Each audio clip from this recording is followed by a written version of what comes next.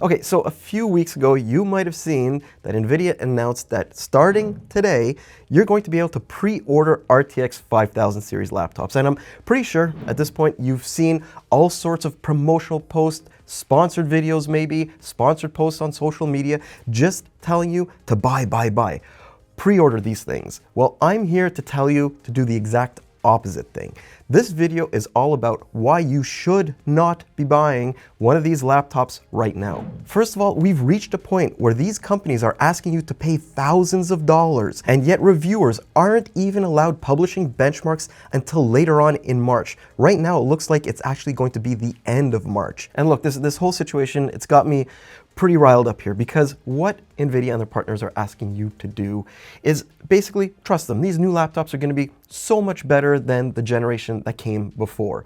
But you know what? If the desktop side is anything to go by, risking a pre-order for one of these GPUs might not be in your best interest at all. I mean, let's just take an example from the desktop side. The RTX 4080 Super versus the RTX 5080 for absolute proof of this whole situation. There was a 5% increase in CUDA core count and a 40-watt higher power consumption, which resulted in just 7.5% higher frame rates at 1440p, despite the RTX 5080 running at a higher overall clock speed. Keep those numbers in your head right now, because check out the RTX 5000 series laptop lineup. The 5080 gets a laughable 3% uptick in CUDA cores. I mean, sure, the 16 gigabytes of GDDR7 running across a 256-bit bus will be beneficial in some cases, but that core count is seriously lacking any upgrades. The RTX 5090, on the other hand, it does a little bit better, but not by all that much, with its biggest advantage being the move to 24 gigs of memory. And look, that RTX 5070 Ti that you just saw, obviously, that is what should have been the RTX 5070, because the actual comparison between the RTX 4070 and the 5070 points to the new GPU being just a pathetic upgrade from the previous one. And maybe the biggest thing to remember in all of this is that laptop GPUs don't benefit from the same almost unlimited power envelope as the desktop cards, so that simply can't be used as a crutch here. I mean, there's a reason why NVIDIA hasn't published clock speed ranges like they did for the RTX 4000 series. I'm willing to bet and put money on the table that due to a complete lack of performance per watt improvements on Blackwell, they're barely any higher, so good luck with those frame rate improvements. And that's a big red flag, guys. Laptops with these GPUs may not be any better than the ones people have been buying for the last 2 years now. But look, this whole situation doesn't come down to just the GPUs. We have to talk about the processors too, because 2025 will bring a bunch of new CPU architectures into the gaming laptop market. First of all, on the Intel side, there's the Arrow Lake H and HX series, so the 200H and HX.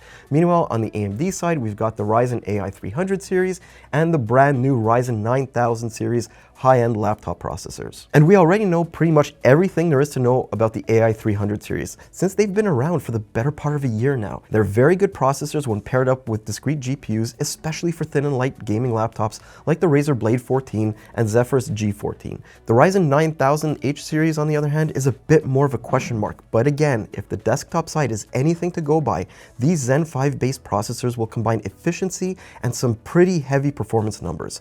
They'll also be headlined by at least one X3D model that'll probably just walk over everything else. There is one problem though, and that is what is going to happen in this whole pre-order situation.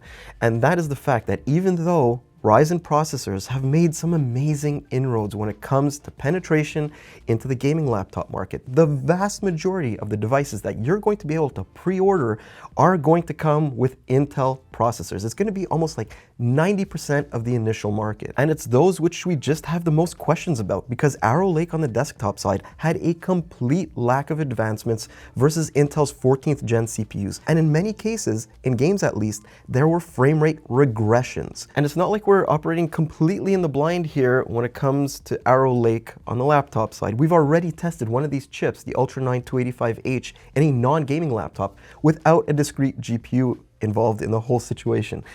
Now, when we saw that, we were wondering, like, why in the world didn't Intel just wait a little bit to roll out these chips with a discrete GPU so we could test them in their sort of native environment? Well, I think that there's a reason for that. Basically, in that thin and light laptop, it ran ultra hot and needed a lot of juice to get the performance it did. And in gaming laptops, that's a serious no-no, since every laptop has a very limited power and thermal budget it needs to work off of. So power-hungry, hot-running processors can actually steal some of the overhead from the GPU, limiting its overall potential. And that's a huge problem when we've already seen the RTX 5000 series needs to chug back more power than the RTX 4000 series before it even thinks about being competitive. Pricing is of course another major concern, but it's impossible to see where ultimately pricing will land. I don't have this crystal ball to say in 2, 4, 6 months time the initial prices are going to be where these things ultimately land.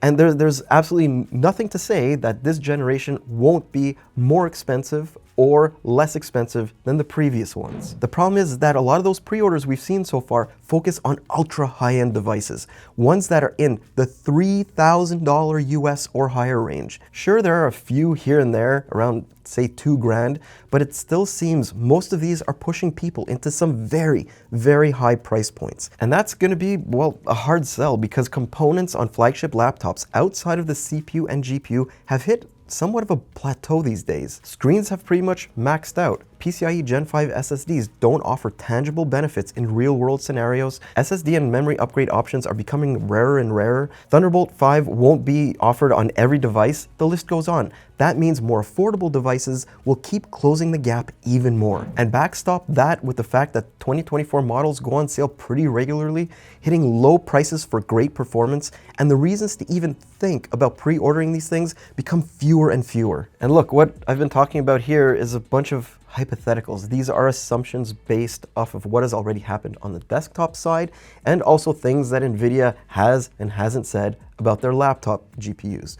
But there are a bunch of wildcards here that I also wanted to talk about. Like if laptop manufacturers have found ways to run these new GPUs at higher average power levels than their predecessors through things like efficient cooling, enhanced GPU and CPU load balancing, and a bunch of other things, then this generation could actually end up being a lot better than the last one. There are also some potentially amazing devices coming down the pipeline, like the new thinner, lighter, and faster Razer Blade 16 with Ryzen CPUs. There's also the thoroughly updated Legion Pro series with Intel and AMD CPU options that could be one of the best price to performance series this year if last generation is anything to go by. The problem is that, well, we simply don't know. Gaming performance, temperatures, battery life, you name it, there are so many unknowns in this whole equation. And yet, Intel, NVIDIA, AMD, and their partners, they want your money now. They need it. They just want to get those sales figures. And to me, the whole situation feels a little bit shady. All these question marks should cause any sane person to pump the brakes before pre-ordering. Get off the hype train, take a deep breath, and if you really need a new gaming laptop right now, at this very instant, there are plenty of 2024 models on some banging deals. So to wrap this up, I'm not saying that 2025 gaming laptops are not going to be worth your while. All I'm saying is that you need to wait. You need to wait until those independent reviews come out from us, Just Josh, Jared, Matt Moniz, Notebook Check, the list goes on. You do not need to get on this hype train right now. But anyways, I hope that you enjoyed this quick PSA that I wanted to put out there. Look, we're always looking out first and foremost for you guys. We don't want you guys to make bad purchasing decisions. We don't want you guys to make decisions that you're going to regret in the future. So if waiting a couple of weeks to a month allows you to do that, please, just do it. Anyways, I'm Mike with Hardware Canucks. I hope you enjoyed this video. I'll see you in the next one. Have a great day, guys.